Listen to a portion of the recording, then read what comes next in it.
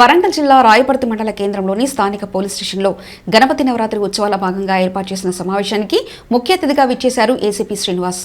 ఆయన మాట్లాడుతూ అత్యంత పవిత్రమైన పండుగ ఈ నవరాత్రి ఉత్సవాలు. ఈ పండుగను ప్రతి ఒక్కరు కూడా కులమత భేదం లేకుండా అంతే పవిత్రంగా జరుపుకోవాలన్నారు. ముఖ్యంగా మండప నిర్వాహకులు పోలీసు వారు సూచించిన యాప్లో వారి పేర్లు నమోదు చేసుకోవాలని, అంతేకాకుండా విద్యుత్ శాఖ వారి పర్మిషన్లు తీసుకుని విద్యుత్ ప్రమాదాలు జరగకుండా చూసుకోవాలన్నారు. అదేవిధంగా గణపతి శోభయాత్రలో కూడా డీజే సౌండ్స్ కానీ మత్తు పదార్థాలు కానీ వాడకుండా మన సంస్కృతి సాంప్రదాయాలను కాపాడుకునే విధంగా కోలాటం ఆటపాటలతో ఎలాంటి గొడవలు లేకుండా నిమజ్జనం చేయాలన్నారు. ఈ కార్యక్రమంలో వర్ధన్నపేట సీఐ సదన్ కుమార్, రాయపర్తి ఎస్ఐ బండారి రాజు, రాయపర్తి మండలంలోని వివిధ గ్రామాల నుంచి వచ్చిన గణేష్ ఉత్సవ కమిటీ సభ్యులు పాల్గొన్నారు.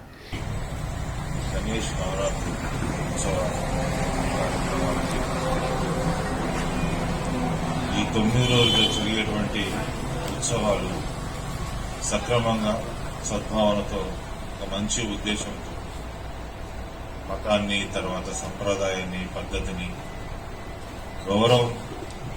గౌరవించే విధంగా మనం చేస్తున్న కార్యక్రమానికి సంబంధించిన గౌరవం పెరిగే విధంగా ఉండాలని కోరుకుంటూ మనము ఈరోజు ఈ యొక్క కార్యక్రమాన్ని ఇక్కడ స్థానిక పోలీస్ స్టేషన్లో స్థానిక ఎస్ఐ గారు, సిఐ గారు వారి ఆధ్వర్యంలో మండలానికి సంబంధించినటువంటి అన్ని ఉత్సవ కమిటీలకు సంబంధించినటువంటి పెద్దలు, యువకులు అందరి సమక్షంలో మనము ఏర్పాటు చేసుకోవడం జరిగింది.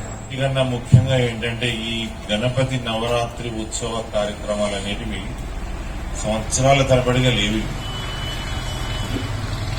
ఇవి మన స్వతంత్రానికి ముందు లోకమాన్య బాల గంగాధర తిలక్ గారు దేశంలో ఉన్నటువంటి జాతి అంతా ఏకం చేసే ఉద్దేశంతో అన్ని మతాలని కలుపుకోబడిపోయి ఒక హిందూ మతం అనేది కాకుండా అన్ని జరగాలి. ఇది ఎందుకంటే